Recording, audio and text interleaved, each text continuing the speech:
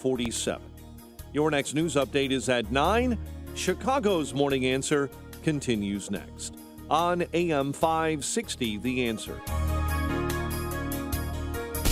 Now, from the Signature Bank Studios. Only the biggest stories, only the biggest guests, and only the biggest opinions. This is AM 560, The Answer.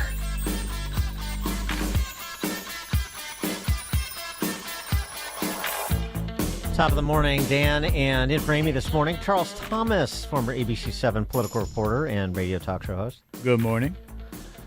Well, Charles, we've got another attack in the greater New York City area, this in Long Island, that was captured on Ring video. And it really speaks to what we saw with the individuals responsible for attacking those New York City police officers and giving America the bird that the Trump campaign has already turned into a new spot. Something somewhat similar happened here. This is by a person in this country illegally, wandering around Long Island. And Kaylee McEnany narrates the Ring camera footage for us. This video doorbell footage shows a migrant stealing a pro-Israel flag from a Jewish family's Long Island home. And one of the members of this family, by the way, lost a relative in the October 7th terrorist attack by Hamas. And there you see this individual taking that pro-Israel flag.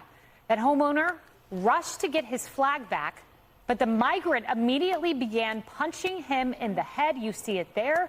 Put him in a chokehold, headbutted him at least once. That's all according to the homeowner, and threw him to the ground. That migrant has been arrested and charged with a hate crime. Authorities say he's a Palestinian from North Africa. That's how he's self-described. And he got into the U.S. illegally from Mexico back in November. At one point, the attacker repeated anti-Semitic slurs and was caught flipping the bird to a camera. That's becoming somewhat of a trend among these criminals. It was just like the migrant accused of attacking two NYPD officers. What an image. What an image. Maybe that's the indelible image that will frame this campaign.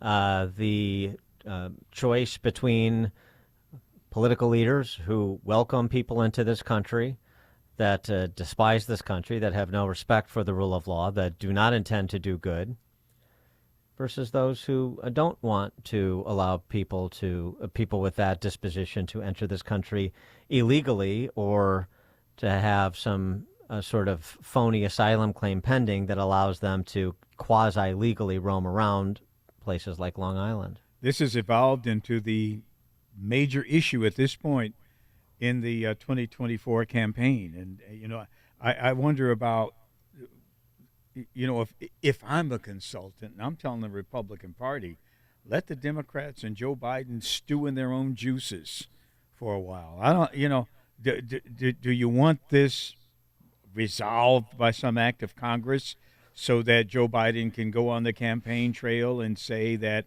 well, we got that taken care of? No. As we saw from what the Senate cooked up, this isn't going to be resolved by an act of Congress, even if some Republicans and some Democrats agree on what they agreed on. That doesn't solve what was proposed by Langford and by McConnell by extension and Schumer. That doesn't solve this. So an act of Congress, you don't have the Congress to advance such an act. That's the reality. And, the nerve of this guy to try for something to be done about this 8 months before the election. I mean, come on. Right. After 7 you can declare victory, take it off the table, and hope people stop paying attention. It's got to be on the table, man. This election is way too important for this. And I really have no confidence in the attention span of the American voter. Sorry about to say it, but I don't. And if you would somehow, quote unquote, resolve the issue now, and it's not an issue by summer, oh man.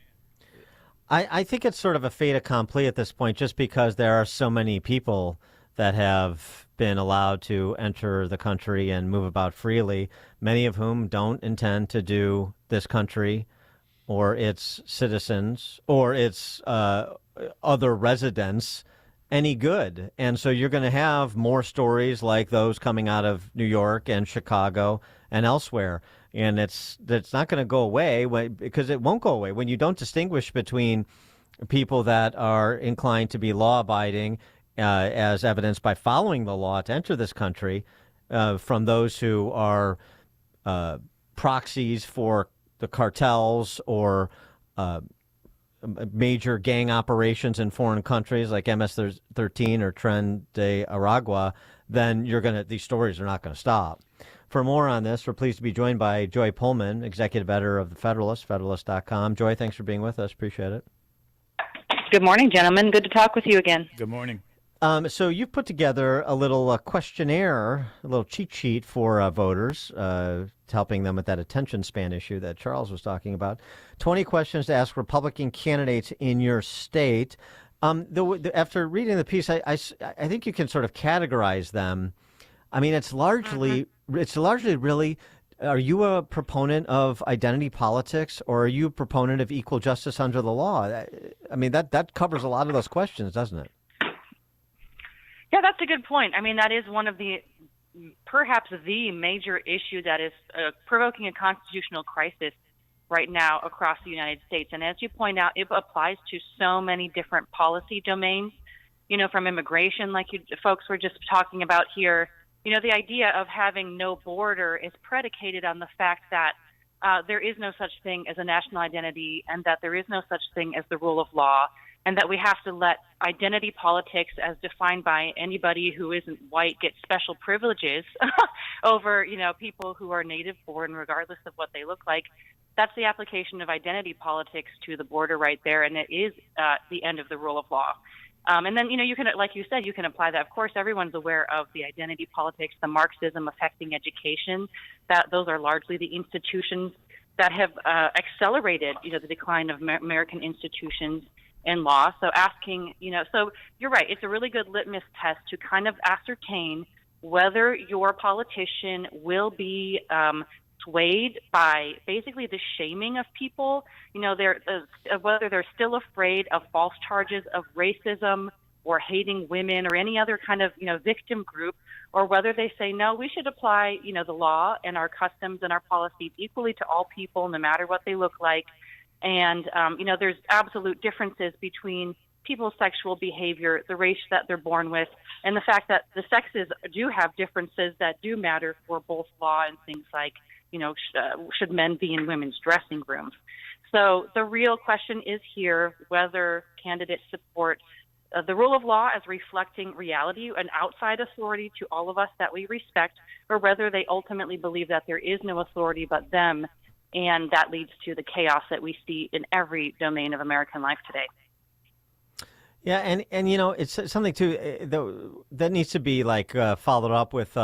And you're not going to fall prey to it. So you're going to be a relentless messenger against the poison that is identity politics. So because, for example, you see this all the time in the Republican Party. Nikki Haley has been a good example on the campaign trail of late, which is, right. She's an opponent of wokeism. She's an opponent of identity politics and so on and so forth. Allegedly. But then, yeah, well, right. But I mean, that's the sort of official position she takes. But then she's out doing the, as a brown girl in South Carolina routine, yep. and as a woman, and yes, she can, and speaking in the parlance of Hillary Clinton. So you can't really be a honest broker on the issue if you're saying one thing and doing another.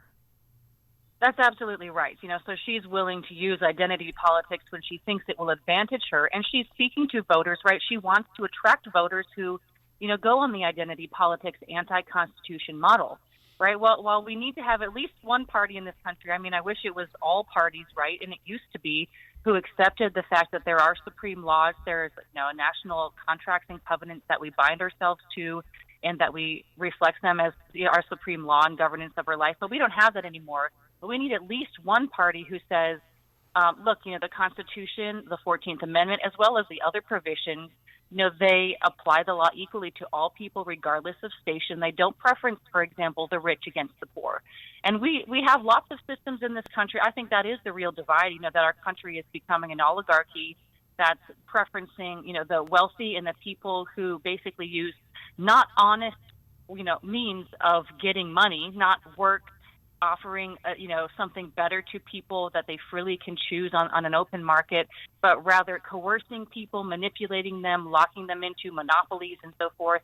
That's the real divide in our country, and they're using identity politics to basically distract everybody from the fact that no matter what people look like, they use money as a weapon to steal our rights. There's this Gallup polling out recently. There's a couple of different polls out recently. One shows Biden seeing significant attrition in black and Latino voters, down 20 points among black voters as compared to his run in 2020, which is interesting. And then there was another poll about young people and how the divide between men and women is growing wider in Generation Z, and we already know it's wide. I mean, basically, the base of the Democrat Party, it's often talked about minorities, and it is, but it was missing something bigger. It's really single women.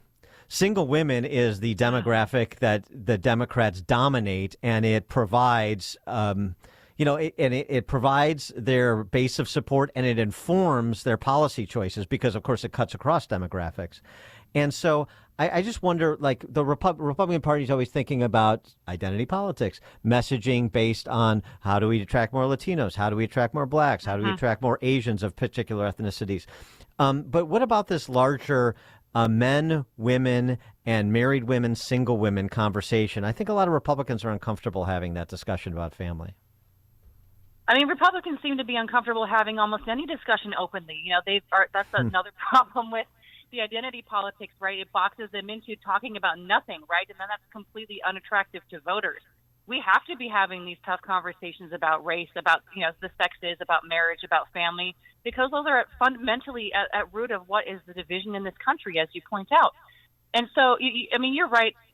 That I absolutely think that Republicans and conservatives should be making efforts to reach out to people who traditionally they have discounted. Because as Trump showed in 2016, absolutely there is a lot of, those people haven't been reached out to and they frankly haven't, gotten messages from conservatives for so long. So that what that does is leaves things on the table, right? If they haven't heard your message, you don't know if at least some people might be susceptible to listening to it.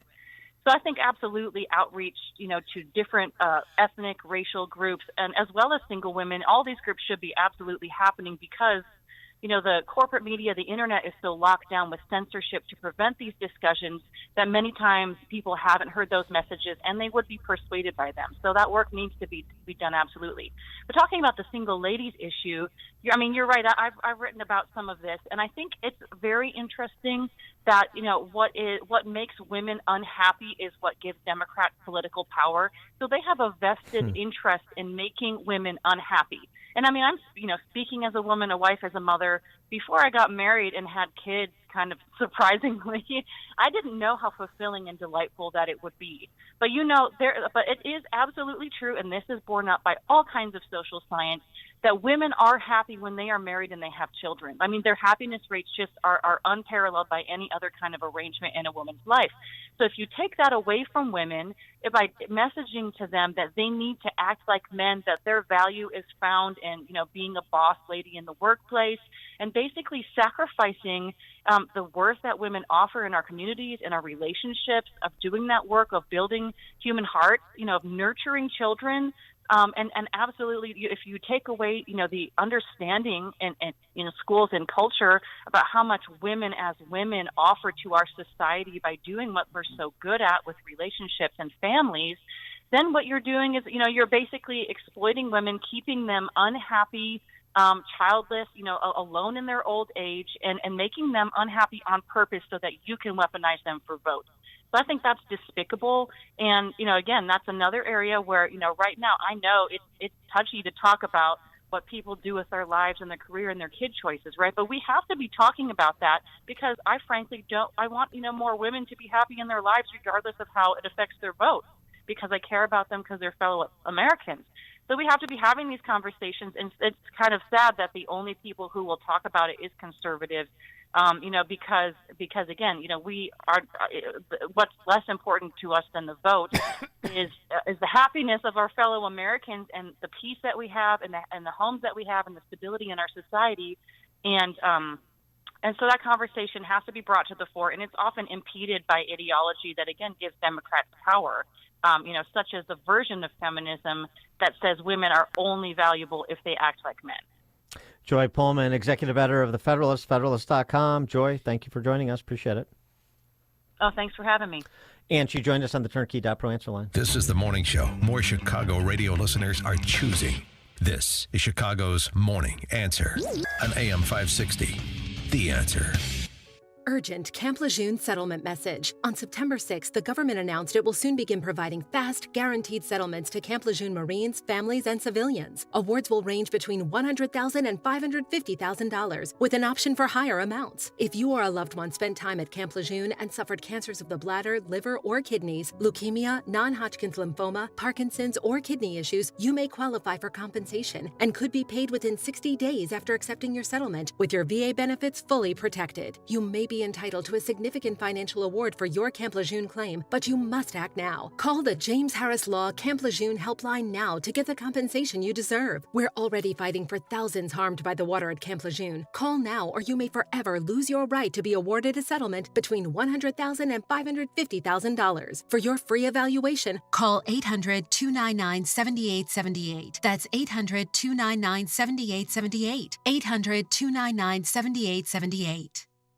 Are you tired of being told to hang in there on the Wall Street roller coaster because the market always comes back? Meanwhile, fees continue to be deducted from your account while your retirement with